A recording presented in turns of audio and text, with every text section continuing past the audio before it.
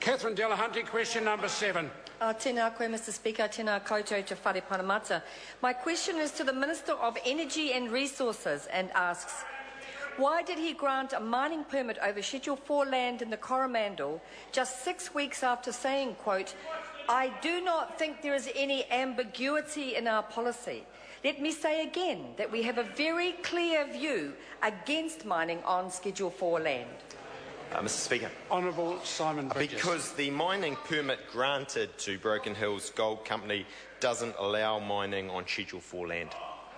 Supplementary. Supplementary question, Catherine Delahunty.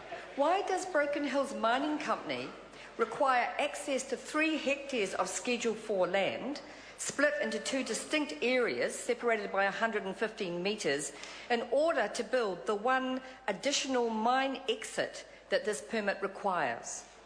Honourable Speaker, Simon unlike Bridges. the member, I don't have a mining fetish, so it's difficult for me to claim expertise on these matters.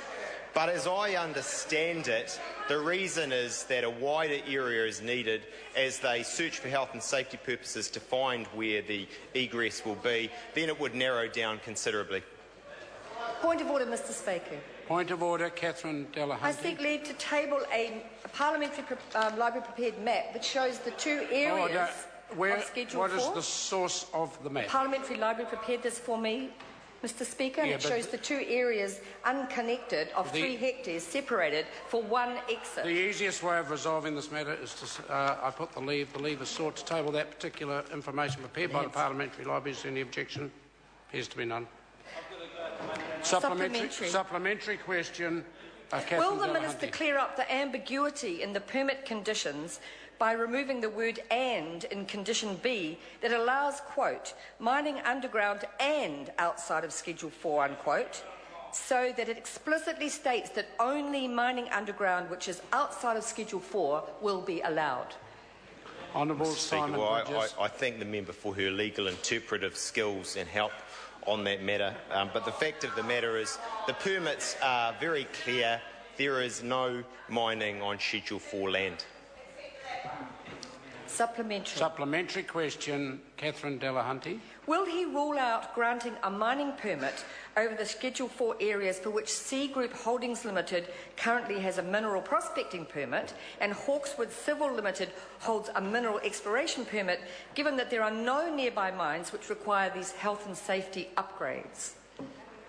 Mr. Speaker, off the top of my head, I don't know a lot about the matters that the member refers to, but our policy, as she read out in the primary question, is very clear: no mining on Schedule 4 land. Supplementary question, Catherine Delahunty. Will he now be assessing mining permits on Schedule 4 land on a case-by-case basis? And isn't this an erosion of his unambiguous promise to New Zealanders that he won't allow mining on Schedule 4? Honourable Simon Bridges. Mr. Speaker, and I think I've been very clear. Our policy is no mining on Schedule 4 land. I'm not. A point of order. Point of order, the right honourable. Mr. Speaker, you referred me to a Speaker's ruling on the 19th of February by yourself, 2013.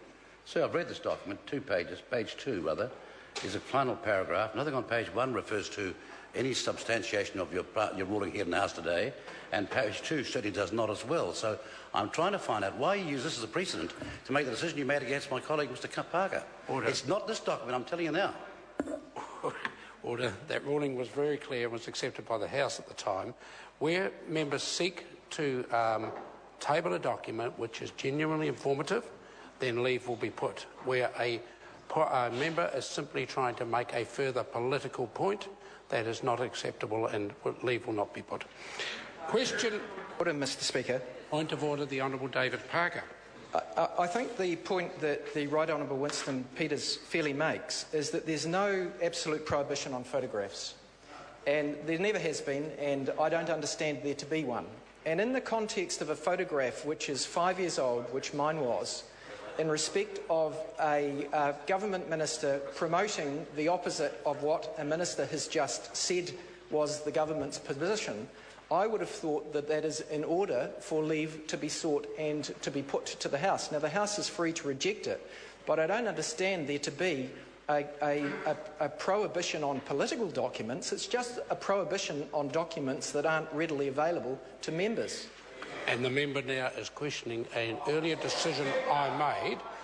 I will decide where the leave will put. If I feel the information is truly informative, I will certainly put the leave. If I'm in doubt, I'll tend to put the leave. But we're not going to have members taking up the time of the House attempting to make political points with the tabling of documents that I do not consider inform the House. Mr. Speaker, point of order.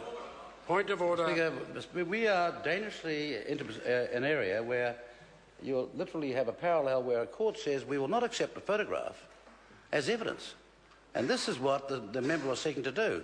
Now, if we get ourselves into that situation, we'll make ourselves a laughing stock around this country, and I hesitate to go any further than to say, if you read the last paragraph of your precedent of the 19th of February, it is not a source or authority for what you've said in the House today. If you'd like, I'll read it back to you, and please don't have it, because it's rather important. No, order. Listen, I've heard enough from the member. I have made a ruling on that particular point, and that matter is finished. Order. That matter is finished. The member is now continuing to question a ruling that I've made, and I'm not prepared to tolerate that in the House today. Question number 8, Tim McIntyre. Thank you, Mr. Speaker. My question